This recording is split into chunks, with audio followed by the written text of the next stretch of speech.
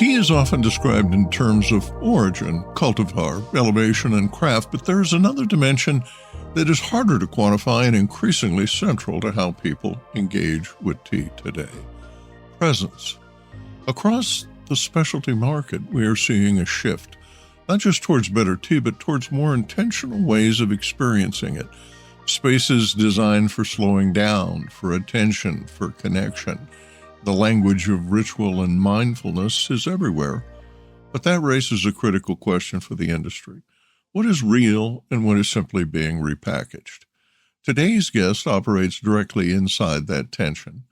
Flowing River, also known as Long Shin, is a poet, ceremonialist, and co-founder of Drishti House in Santa Barbara, California. It is a space built not around consumption, but around shared presence, where tea becomes a medium for conversation, reflection, and community. He's also the author of The Flowing River, a collection of 221 poems written over a decade-long personal journey that traces spiritual awakening, love, grief, service, identity, and ultimately surrender. He has led more than 1,000 gatherings, from silent tea ceremonies to immersive retreats. In this conversation, we explore what it means to build a tea practice, not just a tea brand, where the line between authenticity and performance sits, and what, if anything, from ceremonial tea culture can translate into a viable modern business model. River, at Drishti House, tea is treated as ritual rather than commodity. How do you turn something so personal and experiential into business without reducing it to another wellness product? That's a great question. And it is experiential. And I think that's the way that humanity's been functioning as a marketing business model for millennia. Since the beginning of time, I feel like it's been word of mouth, and it's about quality, and it's about something that's tangible, something that's visceral, something that makes you want to speak to another about the experience you had.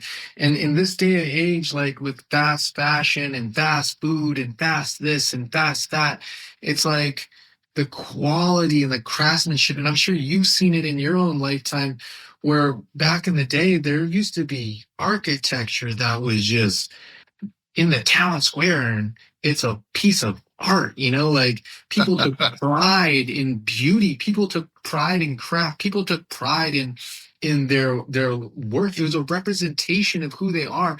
If you take that product and it was not good, that's dishonorable to your name and your family, and your name was everything. We've completely, unfortunately, seemingly have lost touch with that concept and have turned every single person into a statistic, which means that the bottom line is not aligned with our intention of our heart or the expression of our souls, but is now beholden to shareholders that are trying to maximize profit. And so that's a great parallel between Lipton and what maybe a tea estate in southern China, that's 7th generation, 14th generation, 28th generation, is carrying. And the difference in the experience of the tea is night and day. You cannot even compare the two. I dare not even call Lipton tea. It's difficult for me to call it tea because it lacks L-theanine, and scientifically you can see this, that lower quality tea that isn't grown in the proper conditions or doesn't receive enough shade isn't going to have L-theanine. You're going to have a completely different experience.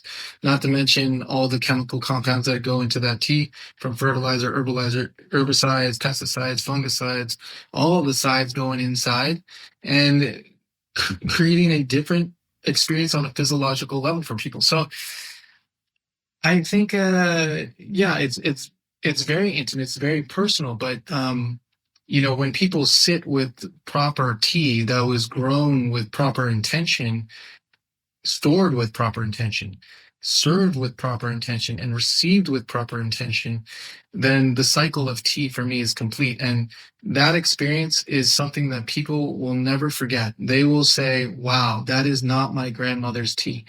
And they are right. In fact, people will ask me, they'll say, did you put psychedelics in that tea? Did you put something in the tea? I'm like, no, that is just Camila.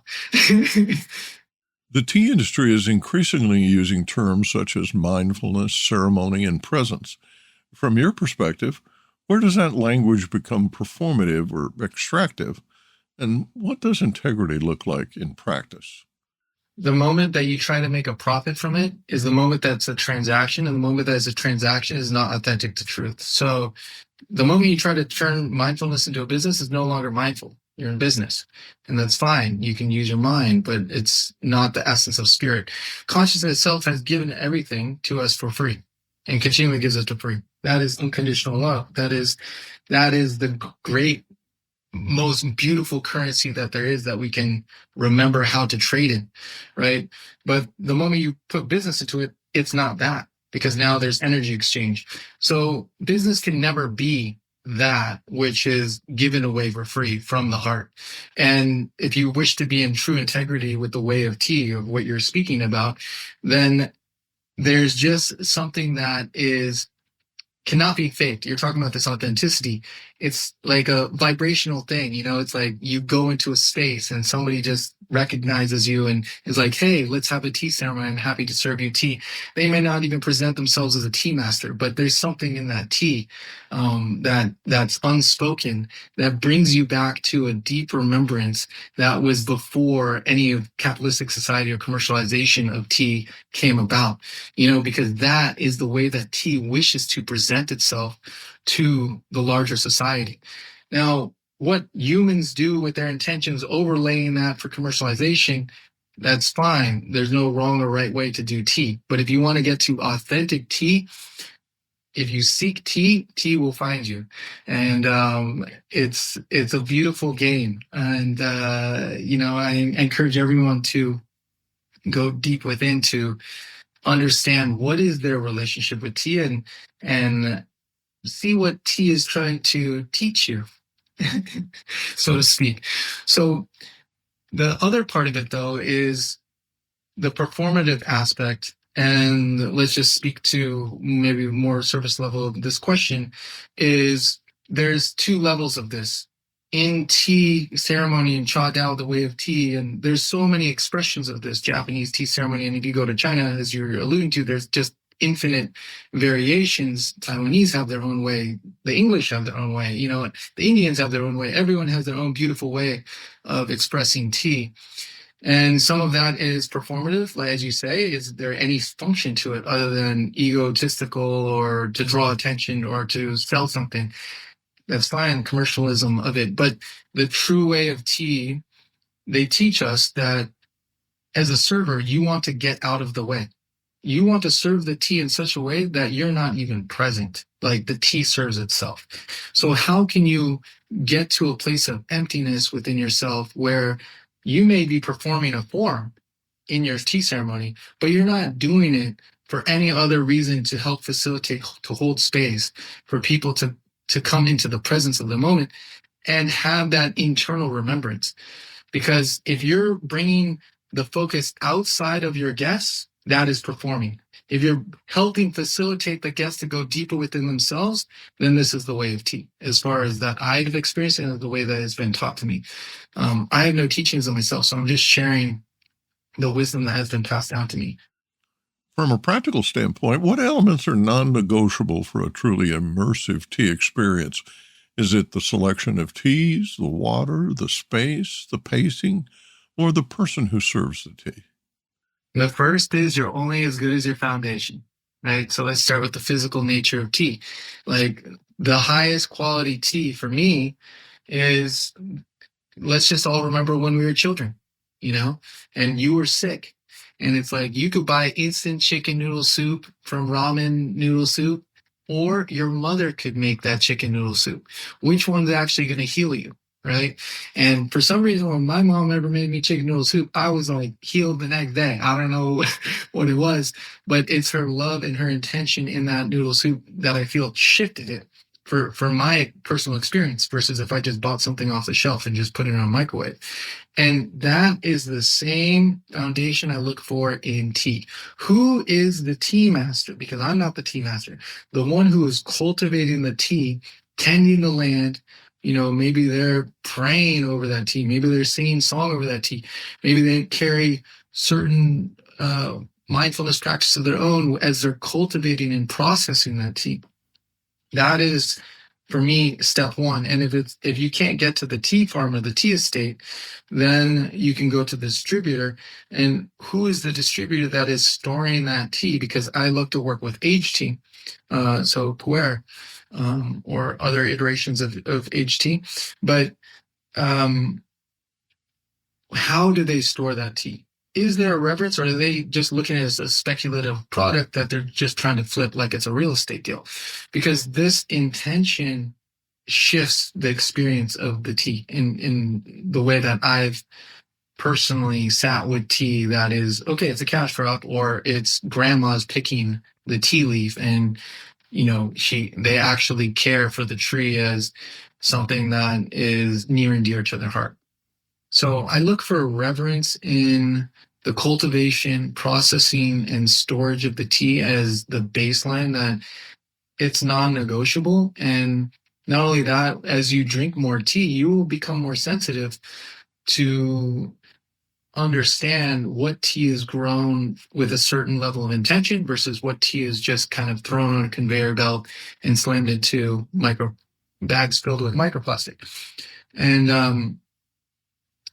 I feel like everyone finds the perfect tea for them wherever they're at in their search. But if you demand quality, or you seek quality, like I said, that quality tea will find you. The next thing I think important is the cultivation of a space. Now, a lot of people don't have, let's say, like I'm sitting right now in one of our tea lounges. Maybe you don't have space for a tea lounge or a tea house. That's okay, because if you cultivate that space with just reverence in your heart and make it like an altar, a place where people can come to practice, it's going to carry that energy, right?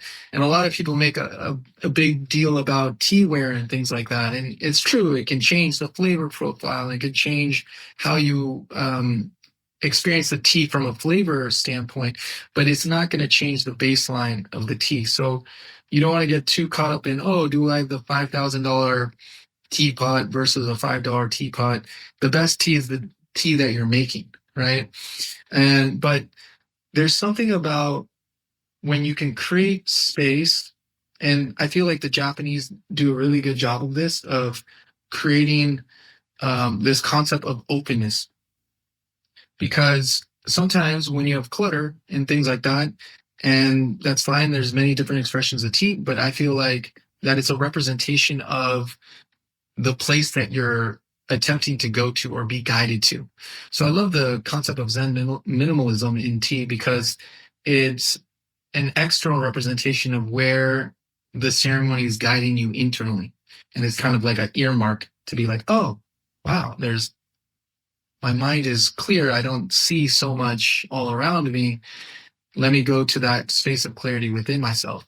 And so you can see that it's a preparation from the facilitator in those spaces to be like, okay, what is outside?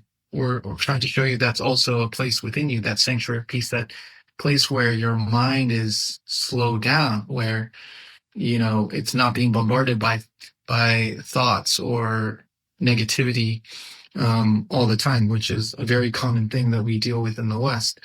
So tea has that ability to slow us to that place.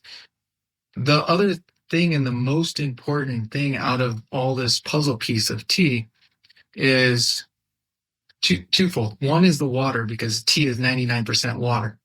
Right. So very important to get high quality water. And in China, all the tea sages, they always talk about getting fresh spring water. And of course, who has fresh spring water available? Unfortunately, those corporations have done a lot of damage to our ecosystem. So it's very difficult to find fresh spring water these days.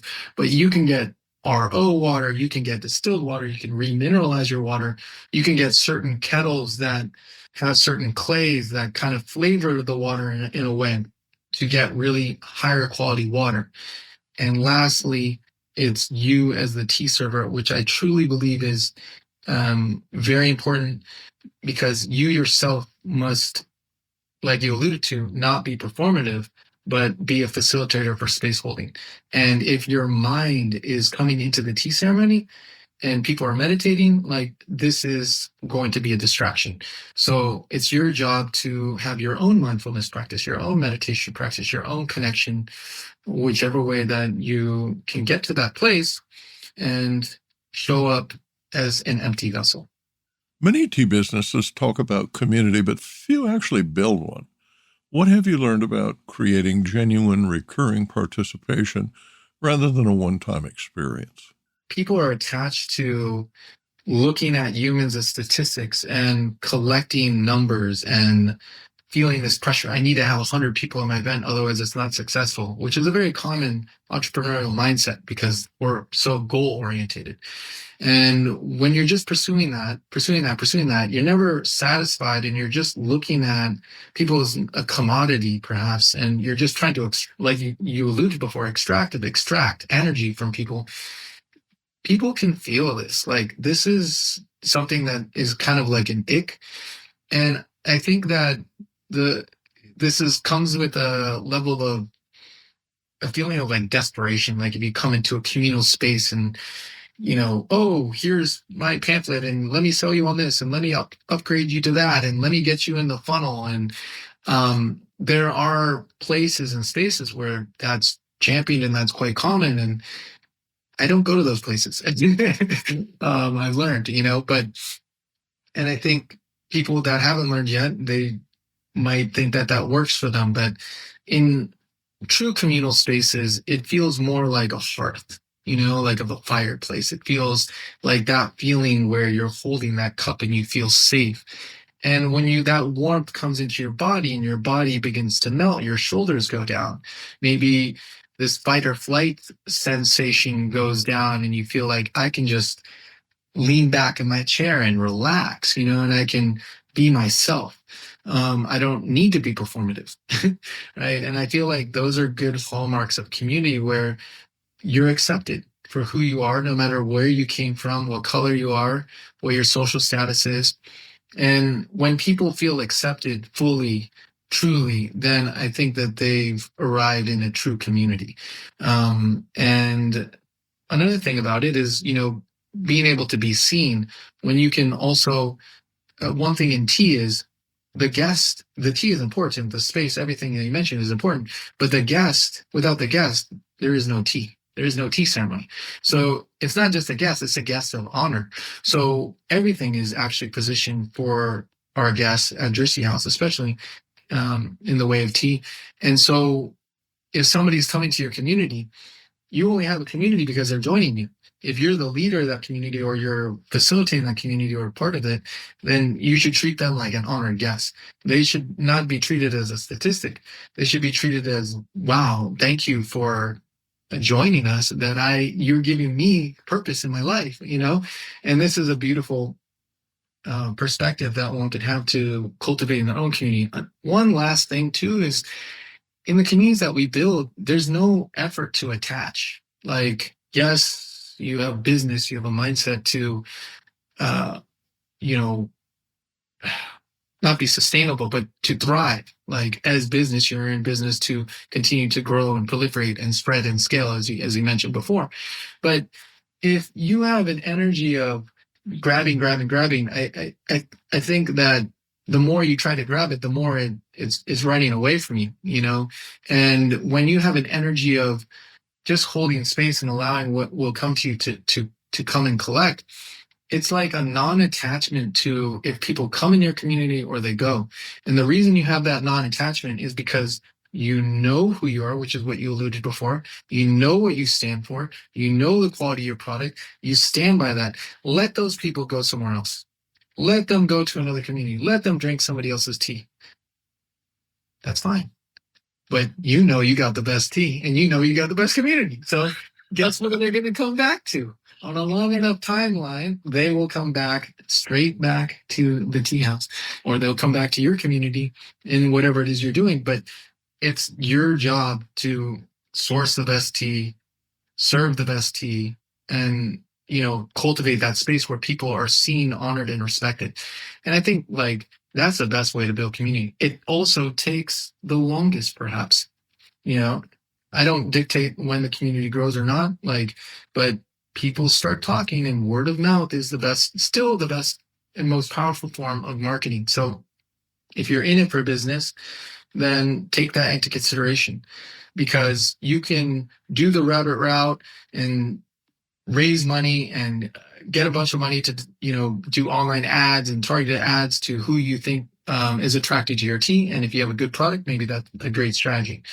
Or you can take the turtle route, slowly build through direct experience, through heart connection, through focusing on quality. And the funny thing is, when I look at it in hindsight, it's like I can't really tell like who went further. Is it the guy who, male or female, when I reference guy, is it the person who focused on their craft for 15 years and then finally came out of the closet and said, this is mastery? Or is it the person that did the mass marketing and made millions of dollars and has 1,000 people working under them? For a business owner who wants to incorporate ceremonial or intentional gathering, where is the most authentic place to start? And what should they avoid if they do not want to feel contrived? I would say to start, you have to start with the man in the mirror, man or woman in the mirror. And you have to get clear with what is your purpose. Are you here to serve yourself, or are you here to serve your community or your society or the world at large? And in that service, like, what is your, zone of genius, people like to say, and pursue that, and it should be something that you wake up to where it doesn't feel like work. You should wake up and you should feel joy to serve in whichever capacity that you are. Then guess what? It's not a job. It's just play at that point. And then when you play, you can't contrive it. You can't fake it, because there's no script. There's no lines you're trying to rehearse. It's just an extension of your beingness. It's an extension of, the intention of your heart. And I think that comes off as what you've coined as authentic, and people can feel that. And when people feel that and people resonate on that frequency, then those are the best tea ceremonies. Those are the best tea parties. And I feel like that's the best tea that one can indulge in. So the advice would be, ask yourself, what you stand for, and find those core values that represent whatever business that you're in. And if it's in tea, cultivate those core values. On our website, you can see our core values. We have the 4 up there as an example. And then from that core, it's like the extension of the way that you're going to present yourself to the world. So off of, let's say, harmony, how can we create a harmonious environment when somebody comes into our space? Maybe I need to go out and study harmony and cultivate harmony within myself and cultivate harmony within my family first before I can offer it to somebody else, right? So that's how that kind of works. And then, as far as like graphics and visual and things like that, that will waterfall afterwards. I would say that you don't have to think so much about that, because it will just naturally rise as an extension of your intention, as an extension of the purpose of your business. And there's no problem with having lofty goals. Okay, I want to make $10 million. Like, go for it. More power to you. I think it's more so about how you go about it and the way you execute that. So that way you're not just chasing after a number and forgetting about the sanctity of the cycle of life, the sanctity of how tea itself wants to be presented, how, we can come into, I guess I'll just use the word harmony, come into harmony with that cycle of life, and not to just trample over it. That's very important in whichever industry that you're in, because at the end of the day, when you go out to your community, is it just one on top of everyone, or is it that one that's able to raise everyone up to a higher level of understanding? And I think that when craft is done right, when tea is done right, when anything is done right, not just tea, it brings everyone in the community up to a higher level of understanding and makes the world a more beautiful place for everyone, not just for one person. One final thought for tea professionals listening around the world. What should they remember about the way of tea? Yeah, the thing that comes to mind is to have the humbleness to understand that there's many ways through life, and to honor each path that each person takes on their journey, whether it's in business, whether it's in your family, whether it's in tea, whether it's in spirituality, and remember the beauty of that. Because if we're all the same, my teacher would say, like, it could be quite boring. So the differentiation between humans, people, cultures, that is what we should celebrate, and honor each individual's expression. So and why I say that is because a lot of times in tea, people will say, well, tea should be this way. It should be served like this, and you can only do oolong this way, and you can only do pu'er that way, and you have to have this teapot, and you can see some rigidity. And I'm in the camp where there's no wrong or right way to do tea. As we said before, the best tea is the tea that you're drinking. So even if you're drinking Lipton, that's the best tea in the world at that time, because that's all you've got. So no matter where you're at in your journey, whatever it is, that's beautiful. And also to recognize the beauty in another person's journey or expression of tea. And I'll end with this is, speaking of the way of tea, like the way, which way? This way? That way? Right away, they sway with their way, but their way is just as good as any way, but not always are always the right way. But who has the right to say which way is right anyway? Following the flow of the tea is the only way. My thanks to River for a conversation that moves from tea quality to tea presence and from business practice to community. You can find Drishti House, River's poetry, and a companion transcript in the show notes. This is Dan Bolton for Tea Biz.